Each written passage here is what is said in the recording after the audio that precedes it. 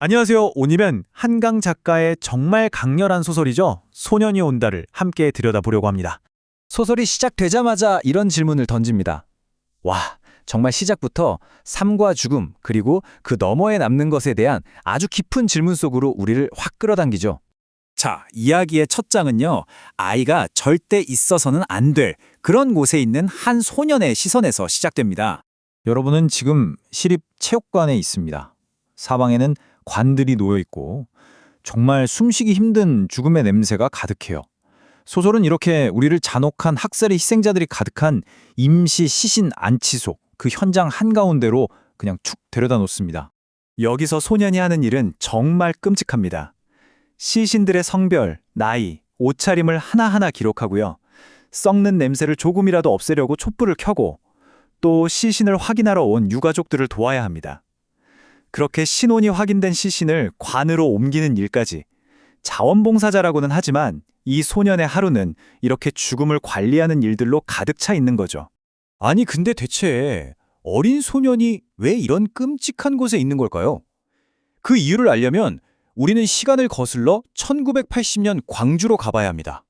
바로 광주 민주화 운동이라는 역사적 배경을 이해해야 하는 거죠. 자, 그 당시 상황이 어땠냐면요. 1979년에 군부 독재자였던 박정희가 암살됩니다. 그리고 그해 말 전두환 장군이 군사 쿠데타로 권력을 잡죠. 1980년 5월이 되자 전두환은 비상계엄을 전국으로 확대하고 모든 정치 활동을 금지시켜버립니다. 당연히 저항이 일어났겠죠? 5월 18일 광주에서 학생들이 시위를 시작합니다. 그런데 여기에 공수부대가 투입되면서 상황이 완전히 달라져요.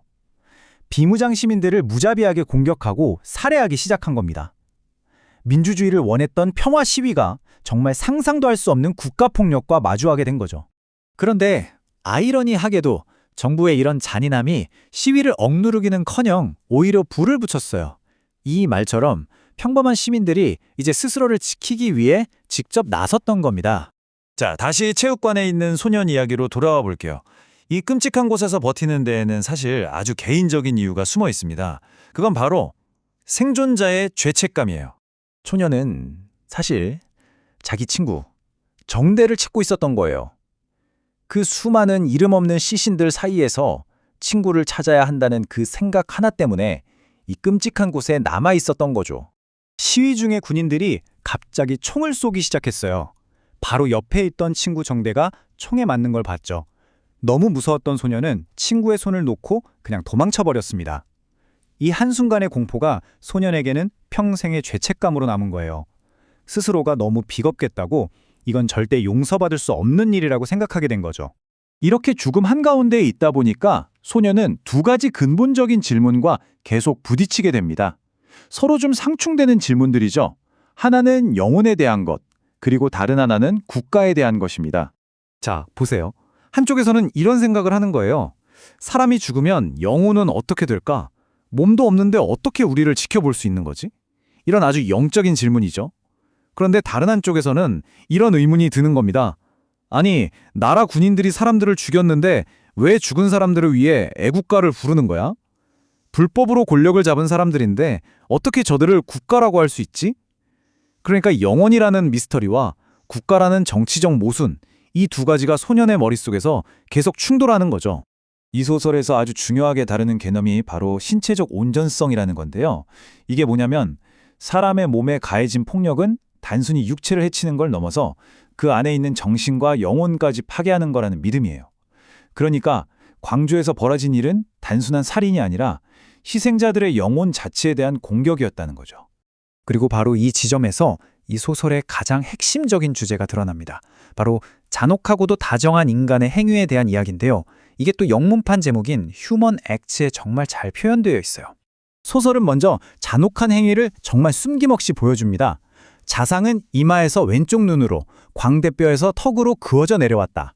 오른쪽 두개골은 완전히 함몰되었다. 이런 식으로 인간이 다른 인간에게 얼마나 끔찍하고 야만적인 폭력을 가할 수 있는지 아주 적나라하게 묘사해요. 그런데 말이죠. 바로 그 잔혹함이 벌어지는 같은 공간에서 정반대의 모습, 즉 다정한 행위도 함께 보여줍니다. 그들은 천으로 목과 얼굴을 닦아주고 헝클어진 머리를 빗으로 빗어 조금이나마 단정하게 했다. 참혹한 폭력 앞에서 인간이 보여줄 수 있는 가장 깊은 다정함과 존엄성을 동시에 이야기하는 거죠. 바로 이거예요. 이 이야기는 인간 본성의 양극단을 나란히 우리 눈앞에 펼쳐 보여주는 겁니다.